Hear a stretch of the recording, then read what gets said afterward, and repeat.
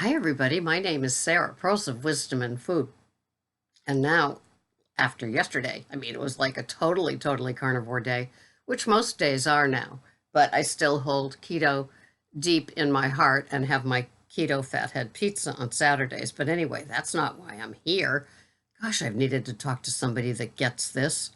There's nobody out here. I'm so glad you're here this early morning. Wow. My pickles, my snowflakes, my turtles, my no matter what club members, are you still holding strong even though it's the middle of the summer and temptation is a daily occurrence? You know what? So the deal about the summer is it's not like everybody's building up to like December 25th, with all the parties and the 24th and things like that. And then there's that whole cluster of little parties in those few days, and then comes New Year's and we all sign up for Weight Watchers because the postcards came in the mail. 1 month free. Ooh, that'll be great. I love that. New and improved app. Oh boy, show me the ad with all the young and beautiful people drinking and eating bread. Oh, it's just so great. No, no, I've needed you guys. So anyway, I've had a little chance to catch up on my favorite magazine, which is Men's Health. It goes way back for me. You know, I don't need the Cosmo type woman's health. It wasn't the same for me, so I stuck with Men's Health over these past like 30 years. And so they really do seem to say a lot about fitness and health and diet, and they actually like peek open the door with things like carnivore or keto, or the dangers of sugar, things like that, that really have helped me over the years. It's kind of like, all right, we'll mention this in a little article, but this really isn't what we're all about. But I always appreciate it. So what they do is they do a belly off article. And this was a football player who was 34 and 6'6" out of Madison. He was a former professional football player. And his before weight was 325 and his after weight was 255. And so, he talks about what he did. And of course, a lot of them do eat right in the sense of being approved by their standard American doctor, SAD, for their standard American diet. Blah. And so it's interesting. At the end, he did take off the weight, and he did realize that, oh, eating fats and proteins is what works. What does that mean? Does that mean not having carbs, not having sugar, going very easy on the grains? Yeah. He said he'd have 3,000 calories of a standard American diet, and he'd be hungry again in 3 hours. Yeah, that's what happens. Those little carbs, they get you. And so it was just interesting to see that the last paragraph was the cool one. He heard Tom Brady and some other people talk about anti-inflammatory diets and how certain foods affect you and your body. It's so funny that people don't get it, that it's about the food they eat that's going to affect them. It cracks me up. Well, Tom Brady, as you know, and Giselle, his beautiful wife, they both aspire to Dr. Stephen Gundry, and he's the man that fears plants more than Dr. Georgia Ede. It is kind of funny, and so I'm sure that they have the help if they need it in picking out the tomato seeds so they can have a tomato sauce that doesn't have the seeds and things like that. But it is kind of funny. So if he heard about Tom's diet, that's interesting, because of course they've stayed beautiful, and it is rather a restrictive diet, but they seem to do okay with it. He always thought that was kind of BS. But sure enough, once I went low carb, all of a sudden my knees started feeling better. The swelling that I walked around with on a daily basis was gone. He's actually, so it's actually worked for him. So he did work on the sugars and the carbs, and staying away from them. and what happened to his body. I mean, I just kind of love it. You really have to find the truth in the matters of all of this. He snored a lot. He had sleep apnea. His stomach stretched out, and he felt he had to keep eating to fill it in order to feel full. So, an interesting take. You know, he he just did that. But then this was another interesting article from My Little Men's Health about colorectal cancer with men. And they're finding that for men, because it is a men's magazine, that those born around 1950 have less chance of getting colorectal cancer than a young man born after 1990. And that there's this phenomenon that's going on. And it seems for these young men that it starts in the rectum. And there are signs. Now, I'm a colon cancer survivor, and it was higher up, and they took out my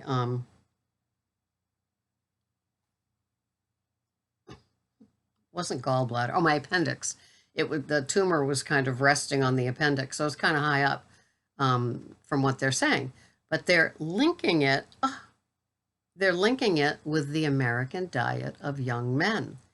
And there are signs. So there were no signs for me. And they used to say that colorectal cancer, because I remember when Katie Couric's husband got it many, many years ago, like 20, 30 years ago, and died from it, that there are no signs. And that's why they have to always push the screenings, the colonoscopies and things like that.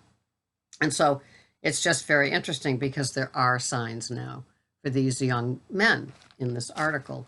And it says that it will show up in the pain of pooing, and that the poo changes. It changes in shape and a lot of those things. So there are signs now that there weren't before.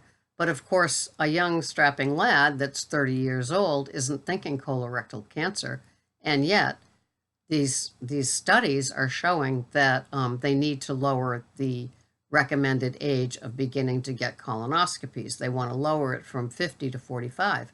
But still, that's, got some of these young men having maybe these symptoms and maybe developing the cancer many, many years sooner. And it's developing in all parts of the colon. So it's just kind of interesting. But alarming is the term that they use. And the thing that they say, you really have to push your physician to get something done. But the interesting part is that they're saying it's diet. And they're saying that sugar could be one of the biggest causers. And they don't say grains, which is always very interesting to me. But once again, sugar in your colon, sugar in your heart, sugar for your, all the other organs where you can develop some of the nasty chronic diseases diabetes, things like that. And so it's just interesting that once again, sugar is part of it. And what a deadly drug that little white, those little white crystals are. So it's very interesting. I didn't read it, as carefully as I would if I had to write a paper on it, or I was a 35-year-old strapping, gym rat, and my poo changed, but, I just wasn't feeling optimum. You're not thinking of that at that time. So anyway, I just thought it was interesting, okay? So then the irony of course, magazines and marketing. What's the next page? All about frosted mini wheats. Frosted mini wheats. And I think there's 2 more pages that has like the third of the page being a frosted mini wheats ad. What can I say? I mean, when I think sugar and cereal, it's like frosted mini wheats. Of course, when I was a devotee of incredible amounts of junk, Captain Crunch won it out for me. Yeah. And if I thought of it, I probably would have poured Coke on it, not just milk. Fat-free milk on your Captain Crunch. Remember those days? Whew. So, it's midsummer. How are you doing? Are your expectations out out the window and like all encompassing? Do you have feelings that you should be tinier, skinnier, way less, all those sort of things because you're working really hard at what you're doing? Yeah, I know those days of expectations. I know that relationship with the scale. When I began low carb, high fat, and early keto, I still had lots of veggies. I came from the Weight Watcher mindset. Oh, the veggies and fruits that you want. I really felt that was doing the right thing.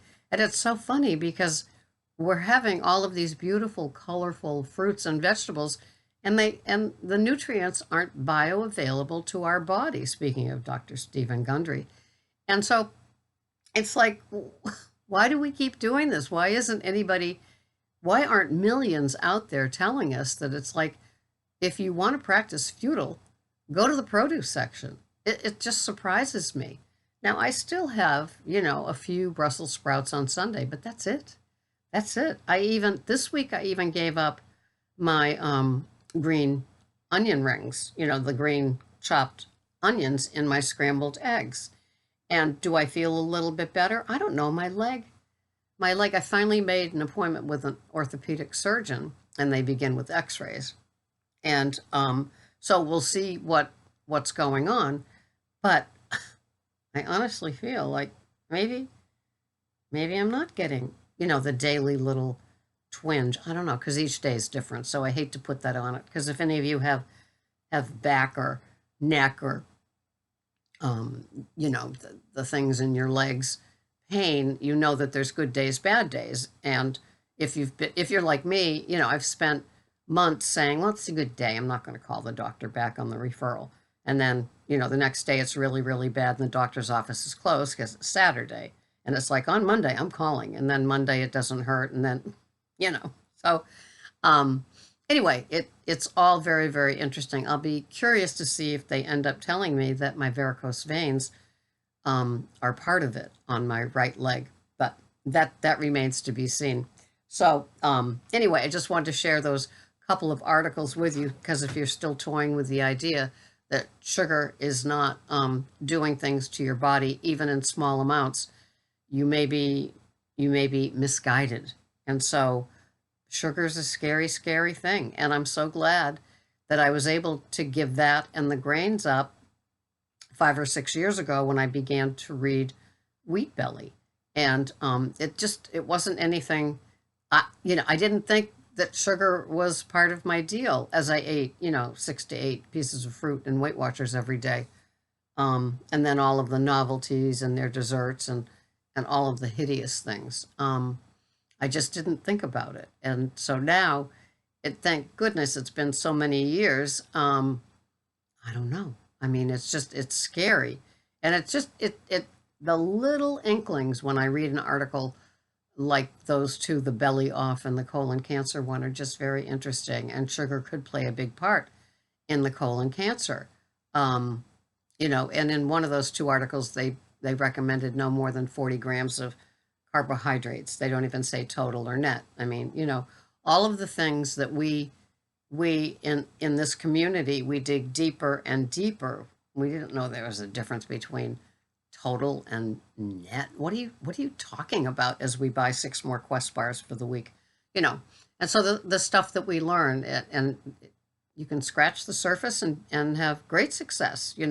Just giving up grains and sugar is like enormous, and cutting back the diet soda from 14 to 7 to 5 to 4, the little gains that we have in our own little journey, n equals 1, which is your self journey. It's amazing.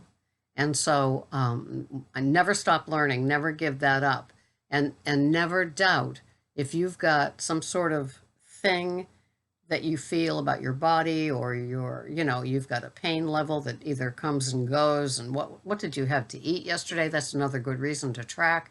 You'll say, oh, maybe it was those little mini cucumbers that I thought were so innocent at the party. I didn't want to have a diet soda, to have something to hold. And I just had a few of those little mini cucumbers. I thought they'd be harmless. And wow, I've got a reaction today, besides like diarrhea, I've got like a headache, I've got pain in my joints, and you just never know. I'm not bastardizing vegetables by any means, but it happened to me. So, anyway, what am I having today? Well, it's a fun day. It's a fun day. Here are my macros for the day: 1,186 calories. My protein is about 120 grams. My total carbs are 1.3. And my fat, I like that, 77.7. What am I having today? Well, I'm having an 11-ounce pork chop that Greg smoked on the big green egg. And so I will take some coconut oil and I will finish, gently frying. I don't like that word, but I will gently cook it on top of the stove, to get rid of the pink, to cook it fully. But it will still have that big green egg smoked like apple wood or cherry wood flavor. Having 2 Pete and Jerry jumbo eggs with 1 ounce of Havarti cheese on it.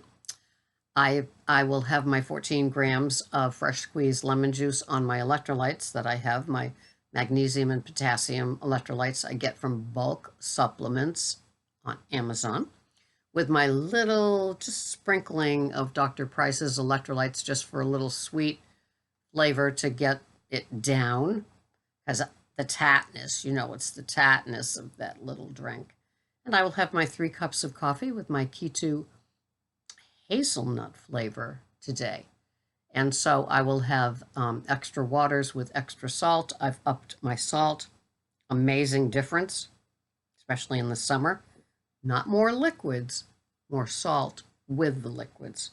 That's my tip for the day. So have a wonderful one, all of you. Thank you for being here. Can't do it without you. Don't want to do it without you. And you're very, very special. I love the comments. Thanks for watching. See you next time. Bye-bye for now.